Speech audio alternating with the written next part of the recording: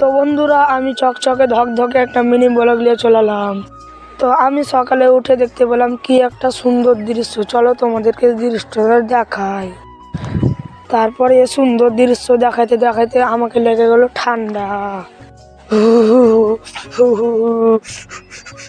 তারপর আমাকে খুব ঠান্ডা লাগলো। তারপরে আমি টুপিটা উঠিয়ে নিলাম। তারপরে আমার সবজির বই আমি চলে গেলাম। আমি কি নিতে এসেছি তোমাদেরকে বলা হয়নি। তো আমি নিতে এসেছি রসুনের পাতা। আমি খিচুড়ি খাবো তার জন্য। তারপরে এদিক ওদিক না দেখে এখন তুলবো আমি রসুনের পাতা। চলো তোমাদেরকে দেখাই।